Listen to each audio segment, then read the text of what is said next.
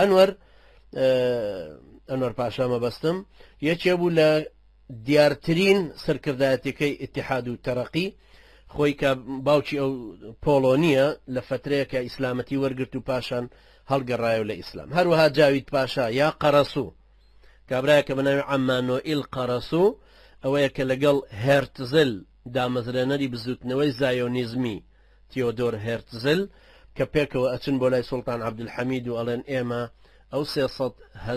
300 ملیۆن لیرە عوسمانیەی کە قەرزە لەسەر دەوڵەتی عوسمانی بۆت ئەدەینەوە بەو مەرجەی ڕێمان بدەی زانکۆیەکی جوولەکانە لە قودسدا بمەزرێنین و ڕێگا بدەی بەوەی کە خێزانەکانی جوولەکە وردەوردە لە شوێنانەوە هیجرەت بکەن بێن بۆ فەڵەستین. تەبەن بە تەکید ڕێگای نەدان. ئەم دوانەش جاوید پاشا و قەرەسوو هەردووکیان لە قیاداتی گەورەی ئیتیحاد و تەرەقین هەردووکیشان دوایی ئەبن بە بەرپرسی مالی طبعا یەک لە دوای یەک لە ئەو وڵاتەیە دوای ئەوەی کە ئینقلابەکە کرد لە ساڵی 1970 هەردووکیشیان طبعا لە جوولەکەیەکن ڕەنگە هەندێک لەم بەڕێزانە بزانن کە لە تورکیا جۆرێک جوولەکە هەیە پیانوترێ جوولەکەی دۆنمە. جوولەکەی دۆنمە جوولەکەن بەڵام ناویان ئیسلامین. مەسەن یەکێکیان ناوی ئیبراهیمە، یەکێک ناوی ئیسماعیلە، یەکێک نەک ئیسماعیل یعنی بەڵام ناوەکانیان ئەحمەد و ڕەزا و لەو بابەتانن بەڵام تورکن. هەروەها تەلعەت پاشا کە یەکێکە لە درڕندەترین کەسانی کەمالیزم کە دوایی دێنە پێشەوە ئەبێ بە وەزیری داخلی و کارتێکردنی لەسەر هەموو عەرەب و کورد بە شێوەیەکی زۆر گەورە کارتێکردنێکی سلبی هەیە ئەبێ بە وەزیری حربیش دوایی تر هەر لەو دەوڵەتی عوسمانی پێشەوەی بەتەواوی بڕوخێ یەکێک لەو سێ کوچکە کاریگەرەی کارتێکردنی زۆر سلبیانە بێت لەسەر غەیرە تورکەکان و ئەسڵی ئەمیش طبعا بولغاریە. لە بولغاریاش ئەسڵی خۆی قەرەجە یعنی غەجەریە عەرەبی. هەروەها لە سەرانی ئیتیحاد و تەرەقی یەکێکی تر ناوی زیا کوک ئەلبە کە بەداخەوە کووردە دیاربەکریە متەترەکە یعنی بووە بە تورک متەئسیر بووە بەوان ئەو لەو سەردەمەیە طبعا خۆی متەئسیر بوو بە سوسیال دیموکراتێک کە لە فەلسفەی دۆرکایمە هەیە. دۆرکایم فەیلسوفێکی کۆمەڵناسی فەڕەنسیە ناوی ئیمیل دۆرکایمە کە کارتێکردنێکی هەبوو لەو سەردەمەیە بۆ دروستکردنی ئەو فەلسفەی گۆڕانکاریە و ئەمیش متەئسیر بوو بەو. هەروەها زیا کۆک ئاعتیبارەکرێ بە گەورەترین بیرمەندی فکری قەومی لادینی تورکی. جا ئەمە شتێکی زۆر سەیرە. ڕەنگە ئێستا ئێمە پێمان سەیر بێت کە کابرایەکی کورد ئەوەندە کارتێکردنی هەبێت لە دروستکردنی بزوتنەوەیەکی لائیکیزمی بێدینی نەتەوایەتی تورکی. بەڵام من شتێکی سەیرم بینی جارێک لە ئەڵمانیا بووینە میوانی کابرایەکی مسلمان کە خەڵکی بڵین کرمانجی باکوور بوو. دوایی یەکێک هات بە میوانی ئەویشمان ناسی وتیان ئەم پیاوە ئەندامی پەرلەمانی تورکیا. دوایی تەعارف و یەکتر ناسین شتێکی سەیر بووتی من کوردم بەڵام لە بزوتنەوەی تورکەشا بووم. بزوتنەوەی تورکەش حیزبی تورکەش معلومە یەکێکە لە شۆڤێنیترین و متعصبترین ڕەگەزپەرستیترین حیزبی قەومی تورکی. باشە چۆن لەم حیزبە بووی؟ وەڵام من طبعا هەر نەشمەزانی کە کوردم هەر لەگەڵ ئەم حیزبەیە بووم تا دوایی وردە گۆڕام متەئسیر بووم بە سۆفی ئەو لادینیم وردە لێ تەخفیف بووم بە سۆفی. دوای فترێک لە زۆر خوێندنەوە متەئسیر بووم بە سەید قوتب وازم لە سۆفیەتی هێنا. لە ئیسلامەتیەکەما شارەزاتر بووم گەڕامەوە سەر ئەسڵی خۆم کە زانیم کوردم. ئێستا نوێنەری کوردەکانم لە پەرلەمانی تورکیا. ئەو کاتە نوێنەری گروپی تورکەش بوو بەهۆی ئیسلامەکەوە فکرێکی ئازاد وردە خۆی دۆزیەوە کە ئەم جارە ببێتەوە بە نوێنەری ئەهلی ئیسلام هەر لە کوردستانەوە ببێتەوە بە نوێنەریان و بچێتەوە هەمان پەرلەمانی تورکی. بۆیە پێتان سیر نەبێت کە ئەو سەردەمە لەبەرەوە ئەو خەڵکەی کە ئەگەر بوون بە بێدین دینی بێدینیەکە بێ بە شتێکی هاوبەش لە نێوانی هەمویانە. هەروکو کابرایکی کۆمۆنیستی بۆ نمونە لە سلێمانیەوە ڕۆی لە یەمەن بوو بە مامۆستا یەمەنی جنوبی و دوایش حیزبی بەعز ڕۆژ لەوێ کوشتی. بە هەر حاڵ ئەو کاتەش یەکێکی وەکو زیا کوردێکە بیرمەندێکی وەها بۆ بەڵام بوو بە یەکێک لە گەورەترین منەظیر و بیرمەندی فکری قەومی تورکی. دوای ئەویش عیسمەت ئینۆنۆ پێتان سەیرە ڕەنگە هەندێکیان کە بزانن کە عیسمەت ئینۆنۆش کە دەستی ڕاستی مستەفا کەمالە ئەویش هەر یەکێکە لە سەرانی بزوتنەوەی قەومی تورکی و یەکێکە لە خەتەرترین و دڵڕەقترین دوژمنی ئیسلام کە بەداخەوە ئەویش هەر کوردیەکە و هەر متەترەکەواتە ئەویش تەتریکی بەسەر خۆیان هێنا و بۆتەوە بە تورک. ئەمە وای کرد وردە وردە ئەمانە دەسەڵاتێکی زۆرتریان بۆ پیا ببێ خەڵکانێکی زۆر تەبەن عیسمەت ئینۆنۆ ئەنجا خەڵکێکی تر زۆرن یوسف ئاقشورێ ئەحمەد ئاغابیفە نامی کەمالە کە متەسرە بە مۆنتسکیو شناسی ئەفەندیەکە مجلەیەکیان دەرەکرد بە ناوی تەسویری ئەفکار هەروە جەریدەی عوسمانی لە ساڵی 1993 دەریانە کرد عەبدوڵڵا جەودەت کە هەر کوردە ڕەفیقەکەشی کە ناوی ئیسحاق سکوتیە ئەویش هەر کورد بوو هەر لەو سەردەمەیە کە دەریانە کرد لەگەڵ دوو کەسی تریەکیان ناوی ئیبراهیم تەمۆیە خەڵکی ئەلبانیا یا ئەلبانیە بۆ خۆیەکێکی تری ناوی محەممەد ڕەشیدە شەرکەسیە شەرکەسی تەبانەوانی لای داغستان و چیچان و ئەو ناوچانن ئەنجا ئەمانە بە هەمویان جەمعیەتێکیان دروست کرد بە ناوی جەمعیەتی اتحادی عوسمانلی دوایی بوو بە ناوی تورکیا الفتات. تورکیا الفتاتیش طبعا لەو سەردەمەیە هەرچی کە دروستە بوو هەر متەئسر بوون بوو بە ڕۆژ ئاوا طبعا هەر وەکو چۆن ئێستا لەم 3-4 ساڵەی عێراقا هەموو شتێک ئەوەی ڕەجی دینی نییە متەئسرە یەکسەر بە ئەمریکا و بەو حرەکەتی عەولەمەی کە دروستی کردووە هەموو شتێک مۆرکی ئەوانی پێوەیە لەبەرەوەی شارستانێتێکی زاڵیانەیە لە ناخی ئەو کەسانەیە کە بۆ خۆیان بەزیون ئەو سەردەمە ژوا بوو چونکە لە بەلچیکە یەکەم جار حیزبێک دروست بوو بە ناوی حیزبی بەلچیکە الفتات ئەنجا لە بەریتانیا هەبوو بەریتانیا الفتات لە فەڕەنسا هەبوو فەڕەنسا الفتات لە ئەڵمانیا الفتات هەبوو هەروە لە ناو تورکەکانیش بوو بە تورکیا الفتات لە میسر بوو بە میسر الفتات لە کوردەکانیشە هەر بە هەمان شێوە ئەو فتاتە دروست بوو کە هەمویان یعنی لاوچاکانی ئەو قەومانە بۆ نمونە. جەمعیەتی تورکیا الفتات جەمعیەتێکی لادینی بوو هەر لە سەرەتاوە هەوڵێکی جددیاندا بۆ ئەوەی دەوڵەتی عوسمانی ڕوو بکاتە ئەوەی ببێ بە دەوڵەتێکی مەلەکی لەسەر شێوەی ئەڵمانیا بێ ئەلمانی بێ ئەنجا سوڵتانی عوسمانی بکرێ بە ڕەمزێکی دینی وەکو فاتیکان طبعا یەکەم جار ئاوا بە تەمابوون ئەستانە بەجیا بمێنێ و سوڵتانی لێبێ وەکو ڕەمزێکی دینی وەکو فاتیکان بۆ کاتۆلیکیەکان بەڵام هیچ تەسیراتێکی لەسەر سیاست نەبێ بەڵام طبعا دوایی ئەوەشیان هەر ئیلغا کردەوە ئەوەش نەما چونکە ئەوان کە هاتنە پێشەوە زیاتر کارتێکردنیان هەبوو. بە شێوەیەکی گشتی ئەم ئەلمانیانە ئەم شەخصانی کە ناوم بردن لە عەرەبا بن یا لە تورکەکانە هێشتا نەهاتوومەتە سەر کوردەکان بە تەفسیل ئەمانە هەمویان سێ مەرکەزی تەوجیهی گەورەیان هەبوو. مەرکەزێک لە بەرلین بوو مەرکەزێک لە ئەستەمبول بوو مەرکەزێک لە بەیروت بوو. دوای کارتێکردنی بەرلین بوو بە دوو تەسیری تر یەکیان لە سالۆنیک بوو عسکەریەکانیان لەوێ کۆ کردەوە یەکی تریش لە میسر بوو تەوجیهاتیشیان لەوێەوە ئەدایەوە هەروەکو چۆن وتم ڕۆژنامەی کوردستان کە لە میسر دەرەچوو بەهۆی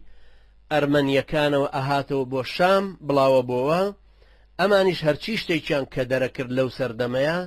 هەمان نەزعی خۆیان تیا بڵاوە کردەوەواتە تورکیزمیەکی ئەلمانی حیزبێکی ئەلمانی بە ناوی تورکیا الفتات متەئسر بە جۆرج ئەنتۆنیۆس لە میسر متەئسر بە ئارتەر لۆملی دێڤید کە یەکەم کەسە کتێبی استقلالی تورکی بۆ نووسی و ئەوانش کردویانەتەوە بە تورکی یان ڕۆژهەڵاتناسێکی مەجەڕی ناوی فامبەری ساڵی 1968 لەدایک بۆ ساڵی 1974 کۆچی دوایی کردووە ئەوەش طبعا کتێبێکی تری هەر لەسەر ئەسڵی تۆرانیزم نووسیوە تاریخی تۆرانە گەڕێنێتەوە بۆ تورکی قەدیم بۆ مەغۆلەکان پێش مەغۆلەکان لەکوێوە بوون بۆ ناوەڕاستی ئاسیا زۆر بە تەمجیدێکی گەورە باسییانەکە ئەو ڕەمزەیان بۆ کاکەوە ئەسڵی ئەوانە گورجان بەلاوە زۆر مقدس بووە. ئێوە گەر ملاحەزە بکەن ئێستا لە تورکیا ئەو حیزبانەی کە قەومین کە دەست بەرزەکەنەوە پەنجەتوتیان لەگەڵ پەنجەی شایەتمانیان بەرزەکەنەوە وەکو جۆچکەی گورگ چونکە ئیکەن بە ڕەمزێکیش بۆ مستەفا کەمال لە هوهاچێشانیانە ئەڵەن هوو وەکو گورگ ئەلوورێن و پەنجەیان بەو شێوە پەنجەتوتیان و پەنجەی شایەتمانیان بەرزەکەنەوە ئەو دوانە پێکەوە پیشان جەماوەڕەکەی دەنواتە بەرزێکەنەوە بەو شێوەیە چونکە ئەیگەڕێنەوە سەر ئەو تاریخە تۆرانیە قەدیمیەی پێش ئیسلامەتی کە گورجیان بەلاوە شتێکی پەسەند بووە و کردویانە بە ڕەمزی ئازایەتی خۆیان جا ئەو کاتای کە ئەمانە هەموو ئەم حیزبیان دروست کردبوو نیشاڵێکی زۆریان هەبوو وردە وردە کارتێکردنیان لەسەر ئەوە هەبوو کە چۆن جموجوڵەکانیان یەکەخەن هەمووی لەژێر سایەی ئەوروپایەکانە هەر بیزە بە چۆن ئێستا حکوومەتی کاتی سۆمالی کە حکوومەتێکی لاواز بەڵام کۆمەڵی خەڵکی عەلەمانی پەروەردەکراوی ژێر دەستی محەممەد سیادبەری قەدیم ئەوی فەرماندەی عسکەری بووە ئەوی وەزیر بووە ئەوی لەو ماوانەیە متەئەسیر بووە بە عەلمانیەتی ڕۆژ ئاوا لەوێ خوێندوێتی لە ئەمریکا بووە یان متەئەسیر بووە بەوانە چۆن هەمومان ئەم هەفتەی ڕابردووە بینیمان و ئێستاژەی بینین چۆن بە یەکجار ئەمریکا و ئەوروپا بە هەموو کیانی خۆیان و قووەتی خۆیانەوە هاتوون یارمەتیانەدەن ئەسیوبیا بە هەموو قووەتی خۆی بە 30,000 چەکدارەوە بە فڕۆکەی جەنگیەوە بە دەبابەوە هاتوتە ناو مەقدیشۆ هێزی دادگای ئیسلامیەکانی پاڵ پێوەناوە بۆ دەرێ وجودیان لەوان سندۆتەوە ئێستاش لە وڵاتانە بەو گەرما و گەرمیە خێرا فریای ئەوە بکەون هێزێکی نێودەوڵەتی ئەفریقی دروست بکەن و ئومەمی متحیدە مۆرێکیان بۆ لێدا ڕسمیەت بۆیان بدەن بۆ ئەوەی ئەسیوبیا لەوێ نەمێنێتەوە وەکو هێزێکی داگیرکەری قەڵای مەسیحی چونکە لە ناو سۆمالیەکانە ئەسیوبیا بە قەڵای مەسیحێتی مەشهورە تەنانەت لە ناو ئەسیوبیایە شارێکیان هەیە ناوی ئێکسومە ئێکسوم هەتا ئێستا ڕێگا نادرێ مسلمان لەوێ نوێژی جەماعەت بکە هەتا ئێستا لەوێ مزگەوتێک نییە بەڕەسمی ژەڵێن ئەڵێن وەختێک مزگەوت لە ئێکسوم بکەنەوە کە ڕێگاتاندا کەنیسەیەک لە مەکە بکەینەوە یعنی بەراوردێکی ئاوایان کردوتەوە بەرامبەر بۆ مسلمانانەی کە زیاتر لە نیوەی میلەتی زیاتر لە 155 بۆ 60 کۆمەڵگەی ئەسیوبی مسلمانن بەڵام ئەسیوبیا بووە بە قەڵایەکی مەسیحێتی ئەرتەدۆکسی لەو منطقەیە بەهەرحاڵ بینەوە سەر مەوزوعەکە ئەو کاتە لە هەمان ئەو سەردەمی ساڵی 1970 بۆ 1970 کە باسەکەم کاریگەری ئەم جەمعیەتی تورکیا الفتاتە کە وەکو حیزبێک حرەکەتیە کرد تەوجیهاتی خۆی لە بەرلین بوو طبعاً اینجا لە سالۆنیک قوتێکی عسکەری و تەدریب پێکرا و کۆکردنەوەی ئەو زابطانەی کە ڕایانە کرد لەوێ کۆ بوونەوە تەوجیهی فکری هاتەوە بۆ لوبنان هاتەوە بۆ میسر هەروەها لە ئەستانەوە لە ئەستەمبول خۆیەوە کاریگەریەکی زۆر گەورەی کرد ئەمانە بوون بە مرکزی تەوجیه ئەم مرکزی تەوجیهە تەئسیراتیان لەسەر ئەوە بوو کە چۆن لە ناوەوە خلافەت تەضعیفەکەن دەوڵەتی عوسمانی تەضعیفەکەن و چۆن لە دەرەوە هێز کۆ ئەکەنەوە و ئەفکاریانەکەن بە یەک لە بەرلین و سێلانیک و ئەستەمبول هێز کۆ ئەکەنەوە ئەبن بەو قووەتەی کە بتوانن ئەو ئینقلابە بکەن کە دوایی دێنە پێشەوە دەسەڵاتێکی زۆر گەورەیان گرتە دەست ئەمانە دەسەڵاتی بزوتنەوەی یەکەم حیزبێکیان دروست کرد حیزبێکی منەظەم لەسەر ئەفکارێکی عەلمانی هەڕەمێکی تەنظیمیان بۆ یەکەم جار لە وڵاتانی ئیسلام طبعاً کە هەیە هەڕەمێکی تەنظیمی حیزبیان دروست کرد سەری تەنظیمەکان ئەو بیرمەندانە بوون کە مەشهورن بەو عەلمانیەتە کە تایە قاڵبوو بوونەوە لەبەرەوە ئەمان توانیان وەکو فکر تەوجیهکەن وەکو تەنظیم ورەکانیان وزەکان بەگەڕخن ئەحمەد ڕەزا بێگ کە سەرپەرشتی ئەم جەمعیەتە سڕێیە کرد و ئەم حیزبە بە شێوەی حیزب حرەکەتیە کرد وەکو فکرێکی ئایدۆلۆژیەکی عەلمانی بۆ دروست بوو کە دەوڵەتە لەسەر ئەساسی ئەو دروستەکە هەروەها تەنظیماتێکی باشی دروست کرده بوو کە هەرچی وزەیەک تەئیدیانەکە بەگەڕیەخەن نەک هەرهی تورک هی عەرەب و کوردەکانیش هەرچی کە لەو دەور و بەرەن بە هەر وەسیلەیەک هەیە ئەهێنرێنە ناو ئەو حیزب و ئیشکردنەوە ئەو ئەفسەرانەی لە دەست دەوڵەتی عوسمانی ڕائەکەن یان عقوبە ئەدرێن دێن لە سالۆنیک کۆ ئەبنەوە مرکزی تەنظیماتەکان لە ئەستەمبولە مرکزی بارحاڵ باسی ئەوم کردوتم ئەو جەمعیەتەی کە دوای دروست بوو جەمعیەتی ئیتحاد دوایی کە بوو بە تورکیا الفتات دوای هەر ئەبێتەوە بە ئیتحادی و تەرەقی کە دروست بوو لە سەرەتاوە لە پاریس دروست بوو ئەوانەی تایە بوون گەنجی پڕ لە ئەفکاری ئەلمانی غەربی و لە نزیکەوە شۆڕشی فەڕەنسییان خوێندبوو. ئەم جەمعیەتە سڕیە وەکو حیزبێکی سڕی کەوتە ئیشکردن، سێ مەرکەزی بۆ خۆی تەشکیل کرد. مرکزی حیزبی و تەنزیمی لە ئەستەمبول بوو، مرکزی کۆکردنەوەی ئەفسەرەکانیان یا سەربازیەکانیان لە سالۆنیک بوو، مرکزی قیادە و تەوجیهکردنیش لە بەرلین بوو. لە بەرلینەوە ئەنجا تەبعاً ئەمان وەکو حیزب دەسەڵاتێکی تەنزیمی گەورەیان گرتە دەست، وەکو باڵێکی سەربازی توانیان خەتێکی سەربازی بە قووەت دروست بکەن و بێن مرکزێکی لە سالۆنیک بۆ بکەنەوە کە دوور بێ لە دەستی سوڵتانی عوسمانیەوە. تەمان لەو سەردەمە شار سوڵتان عەبدولحەمید بوو. هەروەها لە ئەوروپاشەوە تەوجیهێکی ئەلمانی فکری بکەن کە لە بەرلینەوە بۆ نمونە ڕۆژنامەیە دەرەچوو بە ناوی ئەمبا کە بە دزیەوە بە بەریدی ئەوروپاییەکانە ئەهات بۆ ئەستەمبول، لێەوە تەوزیع کرایەوە جەماعەتە تورکیەکان و ئەوانی سەربەوان بوون وەریانەگرت و تەوزیعیانە کردو، هەروەکو کە ئەوانەی دواییتر لە قاهرە بڵاوە بۆ ئەهاتەوە دیسان بۆ تورکیا و بۆ ئەو شوێنانەی شام و بۆ ئەو شوێنانە هەمووی تەوزیع بوو بڵاوە بۆ. جەمعیەتی تورکیا الفتات بە هەر حاڵ کارتێکردنێکی گەورەی کرد لەوەی کە ئەمجا بکەوێتە سازدانی کاری تەنزیمی بەهێزتر، هەنگاوی بە قووەتر بنێ، هەتا گەیشتە ئەوەی ساڵی 1970 تەواو ئامادە ببێ بۆ ئەوەی کە ئینقلابێک بکە و فعلا ئینقلابێکی کرد، هاتە ناو ئەستانەوە بەهۆی ئەو کۆمەڵە ئەفسەرانە کە کۆبوو بوونەوە لە سالۆنیک کە چەندین قواتی تر ئیلتیحاقی پێوە کردبوون، چوبوونە ڕیزیانەوە و بەو شێوەیە هاتنە پێشەوە و هێزێکی گەورە بوون. ئەوروپاش هەمووی پشتی گرتن. لە پاییزی 1970 هاتن پێشەوەی بکە پەرلەمان بکرێتەوە خوان مؤتەمەرێکی گەوریان لە سالۆنیک سازدا، هەموو ئەندامانیان حیزبیان لەوێ کۆ کردەوە، قووەت و نفوزێکی زۆر گەوریان پیشاندا. ئەحمەد ڕەزابەگ لە پاریسەوە هاتەوە لەوێ خوتبەیەکی گەورەی بۆ دانشت کاریگەر، زۆر افتیخارێکی زۆریان کرد بەو هێزەوەی کە هەیانە، دڵخەڵکی خۆیان دڵنیا کردەوە کە ئەوروپا لە پشتمانە، ئەمەش حرەکەتێکی وەتەنیە. هاتنەوە ناو ئەستانە و ئینقلابەکەیان کرد. تەنانەت لەو سەردەمەیە پێشەوەی ئەعلانی ئینقلابەکەی خۆیان بکەن، سەفیری بەریتانی گۆڕا. سەیری ئەم حاڵەتە کە باس یەکەم زۆر لەوەی جیگارنەر گەورەترە، جیگارنەرێکی سەربازی تەقاویتی ئەمریکایی وەختێک کە هات بۆ عێراق، مەسعود بەرزانی و جەلال تاڵەبانی بە گوڵەوە بۆی چوون و دەستی ڕاست و چەپیان بەرز کردەوە لە خۆشیە. بەڵام لەو سەیرتر ئەمەیە کە بۆتانە جێڕمەوە. لە ساڵی 1970 وەختێک سەفیری بەریتانی گۆڕا، یەکێکی تر هات بۆ ئەستەمبول، سەفیرێکی نوێ بوو بە ناوی جیرالد لۆثەر بوو. وەختێکە گەیشتە ئەستەمبول، جەماعەتی حیزبی تەنزیمیەکانی ئیتیحاد و تەرەقی استقبالێکی زۆریان کرد و ڕاوەستا بوون هەمووی دوو سەف. تەنانەت ئەو کاتە تەبعاً بە دوو ئەسب بڵێن عەرەبانەیەکیان ڕاکشتا، عەرەبانەی یایلیان تریشقا، عەرەبانەیەکی قەدیم بوو، هەر لەسەر نەسەقی مەلیکەکانی کۆن هەبوو کە لە دەوڵەتی عوسمانیشا هەبوو، ئەسب ڕایەکێشا. وەختێک کە موکیبی جیرالد لۆثەر سەفیری نوێی ئینگلیز گەیشتە ئەستەمبول و هات بەرەو ئەوەی کە بێتە ناو شارەوە،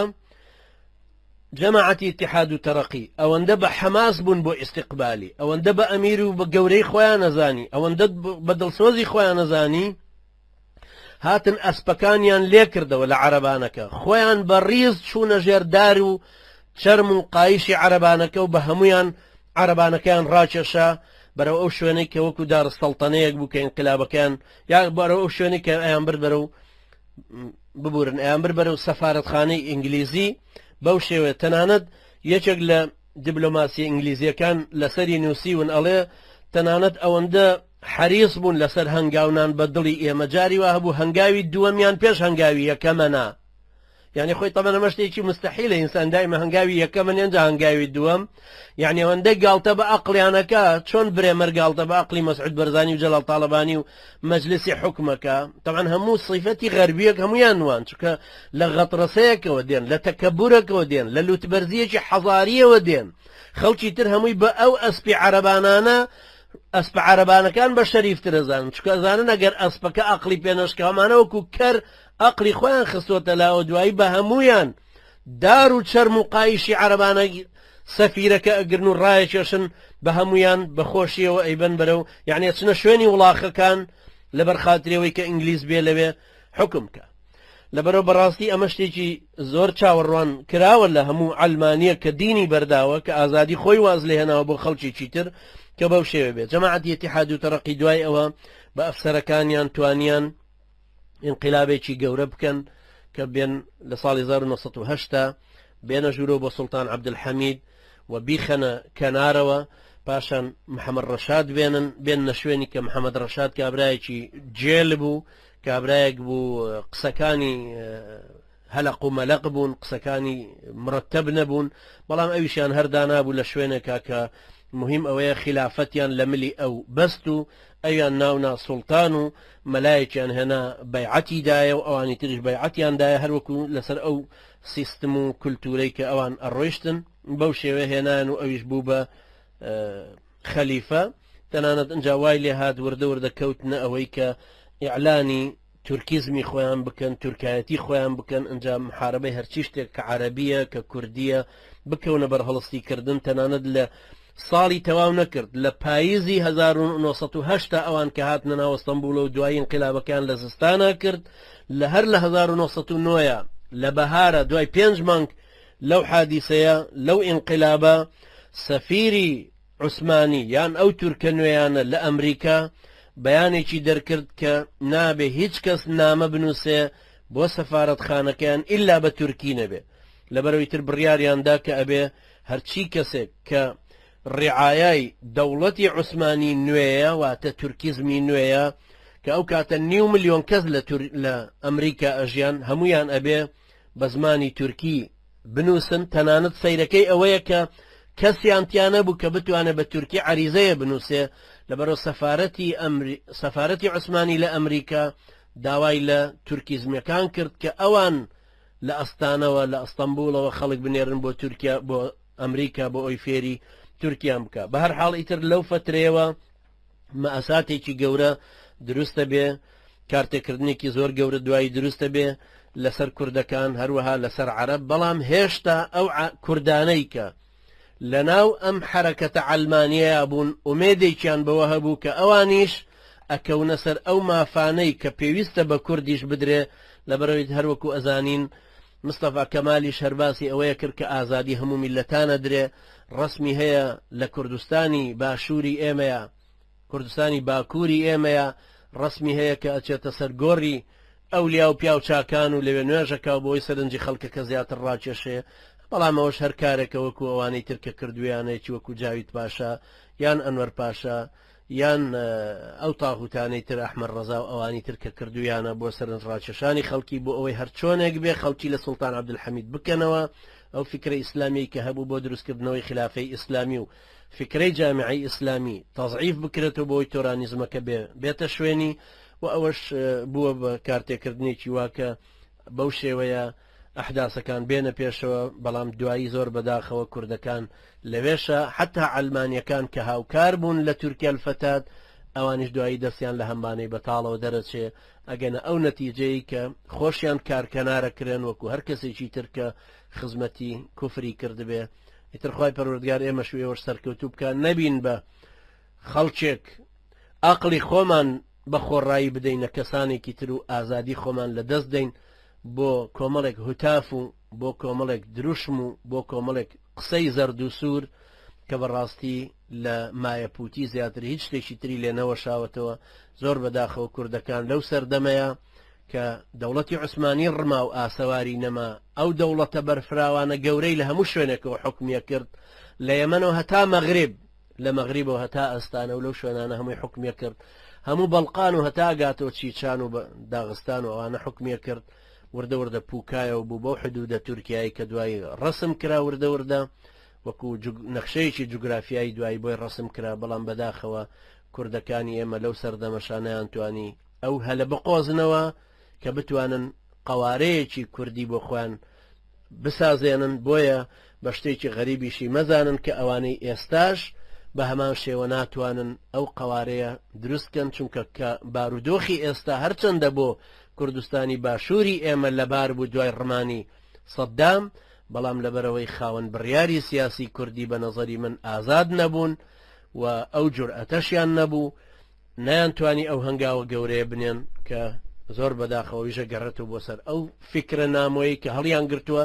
و ئەو گومان باشیەی کە بە ڕۆژ ئاوایان هەیە کە پێیان وایە ئەگەر وازیان لە دینەکە هێنا غەرب سقیان زۆرتر پێکە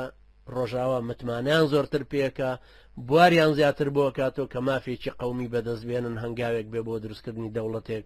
ئەوش بە نەزەری من چۆن لەو سەردەمە ئینگلیز نەیهێشتووە قەوارەیەکی کوردی دروست ببێ بۆەوەی قەوارەی ئێرانی و قەوارەی عراقی و قەوارەی تورکیایی تەزعیف ببێ کە هەرسێکیان لە دەستی ئینگلیز خۆیان بوون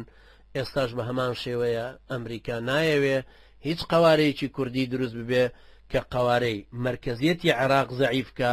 هەروەکو لە تەقریرەکەی جیمس بێکەر و لی هامڵتۆنە هاتووە یان بیەوێ تورکیا تەزعیف بکە هەروەها ناشێوێ ببێ بە کێشەیەک بۆ ئێران چونکە ئەزانێ گەر کردی بە کێشە بۆ ئێران ئێرانی ژەتوانێ دەیان کێشەی تر لە شوێنانی ترەوە دروستکاتەوە بۆ ئەمریکا وای پەروەردگار ئێمە شوێوە سەرکەوتوو بکە زیاتر تێمانگەێنە هەم لە دینەکەی هەم لە واقعی کە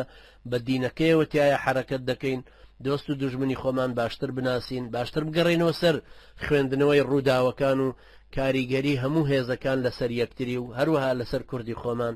خی گەورە ئێمەش سەرکەوتوو بکە و هەروەها ئێوەش أقول قولي هذا واستغفر الله لي ولكم وجزاكم الله خيرا والسلام عليكم ورحمة الله وبركاته